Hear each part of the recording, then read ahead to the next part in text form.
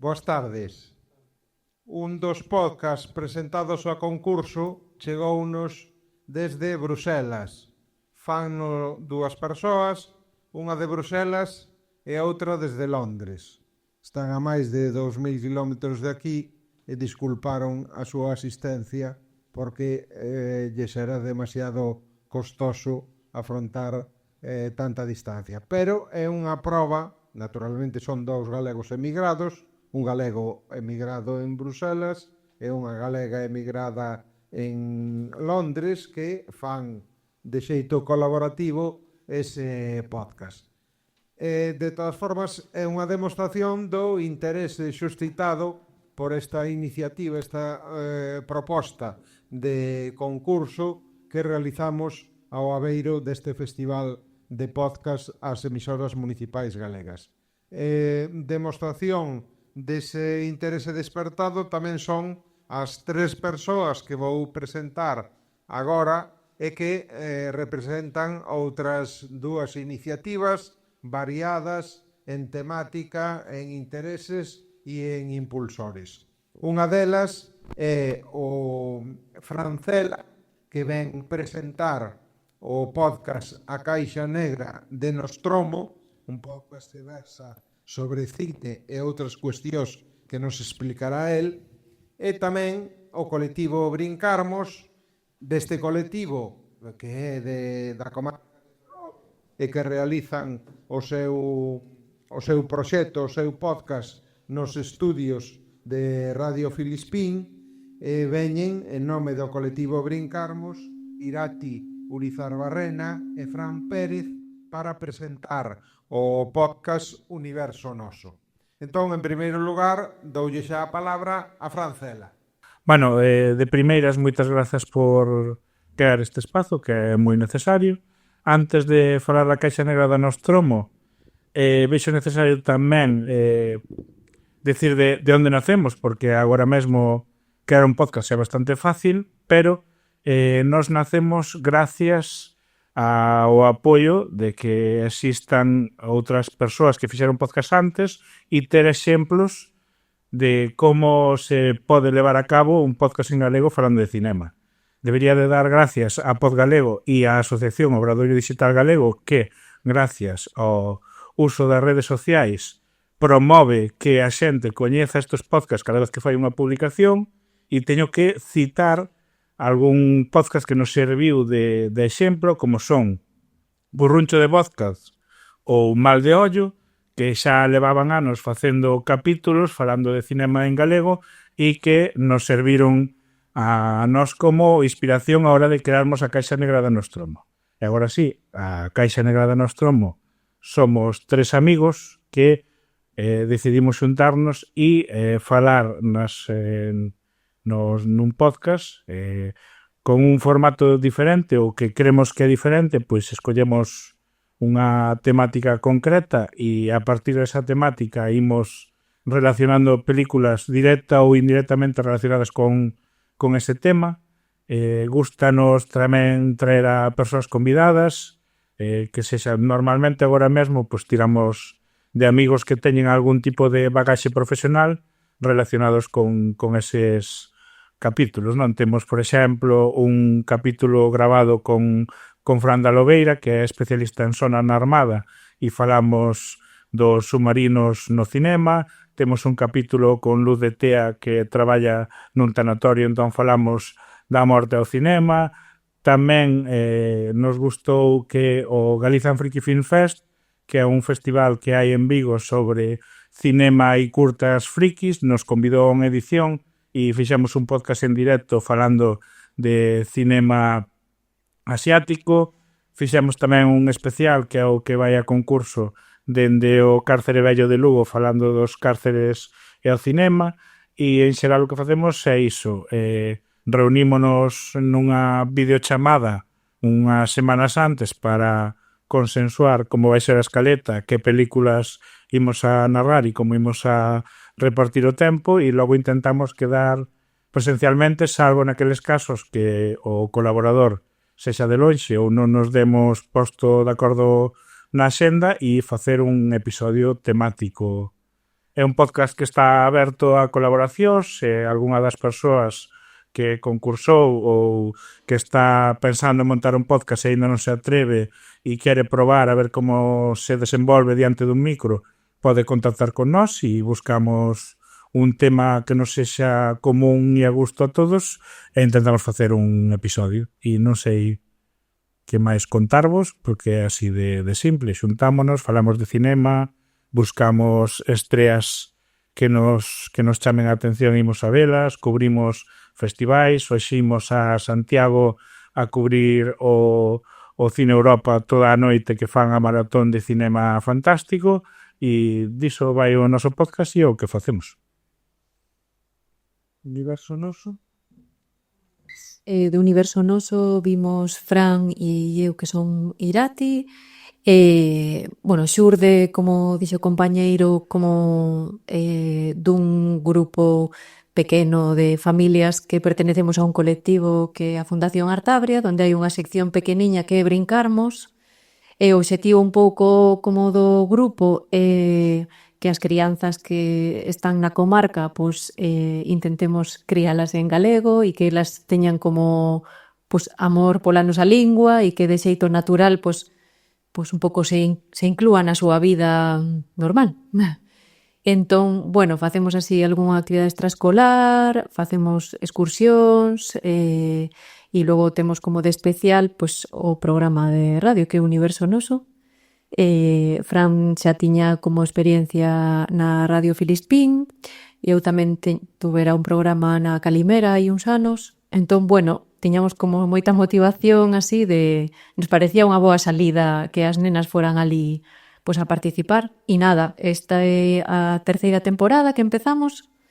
Adoitamos facer 4 programas ao ano, como un por trimestre, e un pouco en programa guiado polos desexos e as necesidades das crianzas. Ás veces pois veñen a tocar e a cantar a música en directo, escollen as temáticas, escollen un pouco as persoas que queren entrevistar ou das que teñen interese de coñecer. O nome tamén o escolleron elas. E nada, decir que ao principio foi como un proceso que desexaba ser como elaborado, preparar unha escaleta, quedar uns días antes, como máis ordenado, e pois non nos funcionou. O que funciona agora é quedar unha hora ou hora e media antes e máis ou menos cerrar así algunhas cousas que temos medio pensadas así. E tamén traemos moito material que facemos como material de campo, pois cando veu Mondra actuar nas festas de Ferrol, pois quedamos con el e entrevistamos tamén a Pajarito, que é outra, bueno, como outra artista que veu tamén a unha actividade que organizamos de Brincarmos. Bueno, cubrimos un pouco ese espectro así de...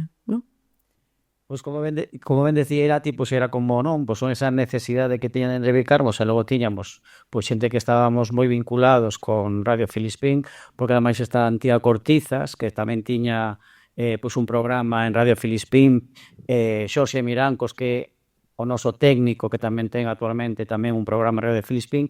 Entón era como esa rede, non, que a veces xurxe de maneira moi máxica de varios colectivos que teñen como unha serie de encontros nos que pois esta idea levase a cabo. E logo, por outra parte, como decía Irati, temos esa maxia, no, que nun principio como que estaba un pouco guionizado por nós e descubrimos que ao final a naturalidade dos nenos é o que manda. Entón, ter unha escaleta establecida, como decía Irati, non funcionaba porque ao final a naturalidade dos nenos diante do micrófono pois é abraiante. E ver nestas 2 temporadas, en este primeiro programa, nenos e nenas que nun principio como que tiñan un pouco de vergoña a hora de falar no micro, a ter unha naturalidade, a perder o medo a falar diante do micro e a falar das súas cousas, pois é algo que a nós, como persoas adultas que vemos dende a barreira, pois nos dá moitísima ilusión. A noso seguinte paso sería que sexan eles e elas as que leven o programa, que en parte xa o están facendo, porque hai moitas seccións fixas que xa fan.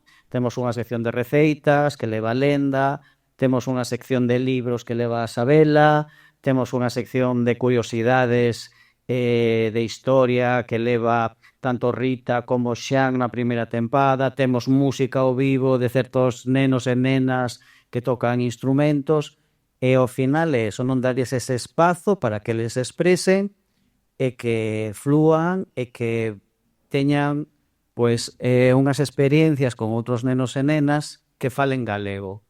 Porque moitas veces estes nenos que son galegofalantes, cando están nun ambiente castelanizados, tenden a mudar a súa lingua, a veces pois por presión social ou por pertenza de grupo, pero tamén teñen que ter o seu espazo de seguridade para falar en galego con outros nenos e nenas. E un pouco este proxecto pois nace desta necesidade. E vamos co primeiro programa, esta temporada teremos 4, e o ano que ven seguiremos, non, Irati? Sí, sería a idea. Pouco máis, así que agradecer pois a todos os nenos e nenas que colaboran e todos aqueles nenos e nenas que nos están escoitando, que podan escoitar este podcast, sabede que poden participar abertamente. Teñen as redes do colectivo Brincarmos, tanto en Artabria como Radio Filispín, e facemos ese chamamento para outros nenos e nenas que teñan as súas inquedanzas. Pouco máis podemos dicir do noso podcast. Eu vos vou preguntar tanto ao colectivo Brincarmos, o Universo Noso, como a Paco Cela e a Caixa de Nostromo,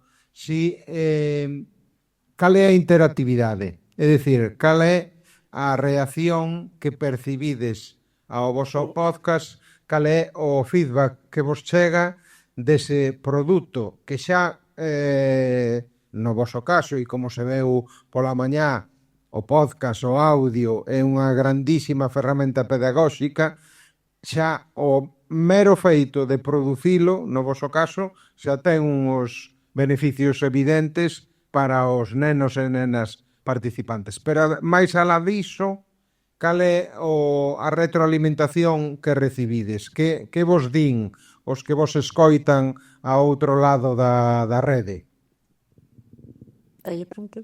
Pois principalmente agradecer que haxa espazos na radio, primeiro en galego, para nenos e feitos por nenos e por nenas. Quero dicir, a oportunidade de que nenos e nenas expresen as súas necesidades e que na por riba falen en galego como unha forma de defender o noso idioma e o noso patrimonio cultural, creo que eso é o que máis valoran dese podcast. E logo a naturalidade que teñen os nenos e as nenas e que a evolución que están vendo tamén ao longo dos programas non é o mesmo escoitar o primeiro programa que escoitar, por exemplo, este último que emitimos hai case un mes.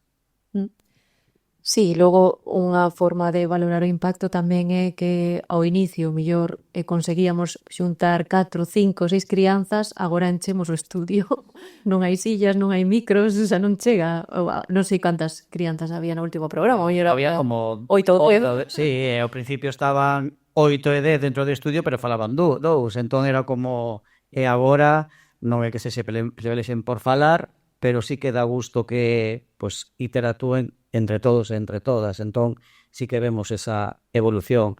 Logo tamén por parte das familias que tamén ven que, como diste, un traballo pedagóxico, un traballo de creación, un traballo de posta en escena, un traballo de preparar unha serie de preguntas, porque a entrevista de Mondra foron preguntas que elaboraron eles e elas. Entón, bueno, tamén ven as familias que ese tempo que se invirte, ese tempo que está investido nese espacio, pues tamén unha ferramenta tamén para o seu crecemento persoal. E logo as idades que máis custa aglutinar son como un pouco máis maiores, quizás, non? A partir de 10 anos, 11, aí xa custanos un pouco que participen, máis ou máis pequenos. Sí. E a Caixa Negra de Nostromo? Pois nós, sobre todo, temos dúas anécdotas relacionadas con isto que vou resumir en pensamos que só nos iban a escuitar os colegas un pouco por pena por ternos ocupados, o tempo que estás grabando podcast, pois non estás de cañas por aí, nin estás gastando cartos en tecnoloxía, tú grabas teus audios e ahora vamos a eventos ou vamos ao cine e paranos xente e dinos, no, coñecinte pola voz, eres o da Caixa Negra de Nostromo, e nos, pois, entre vergonza e orgullo, coñecemos xente que non é que nos coñecera a través de de amigos, porque non é a cadea xa de o amigo de Fer que lle pasa a outro amigo e lle pasa a outro amigo, senón xente que estaba escuitando outro programa de podcast e lle saiu en recomendados, enganchou e ora nos sigue. Conéctase nos xente cando facemos as estreas, que é algo que tamén agradecemos moito. Hai dúas ou tres persoas que sempre están ao pé do cañón cando estrenamos un vídeo, e tampouco son nin familiares nin amigos, o cal nos fai sentir un pouco especiales. Entón, pois para esa xente a que chegamos de maneira indirecta, eu creo que, sin desmerecer aos familiares e amigos, tamén é bon seguir creando contido e que che den estas alegrías de pararte 5 minutos como se foras Luis Tosar, pero sendo un ficho que está detrás dun micro. Eu vou contar tamén unha anécdota que me pasou a pasada semana. Fun a un día da prensa comarcal en Barcelona e ali, falamos con un home da rede de periodistas rurales de Aragón. Estuvemos con el, fomos tomar algo con el, e eu lle estuve dando a turra con isto do festival de podcast, lle estuve contando todo, tal, non sei que, o que íbamos facer, todo eso, tal. El, aguantou con estoicidade o asunto, e logo estábamos ali nun bar e entran 4 rapaces e lle dixen eu, ese que vai aí se presenta ao festival de podcast. E dice, como? Sí, pregúntalle. E o tío vai decidido e lle pregunta, oye, ti te presentas a un festival de podcast? Dice, sí, en Fene, era este. Entón, dixo, o tío quedou coa boca aberta, dixo, estes galegos son o demo. Debía ser o bar que había aberto, esos foros tamén. Pero en calquera caso, eu tamén vos quería facer outra pregunta. Tamén hai ali unha pregunta do público. Si, Ana.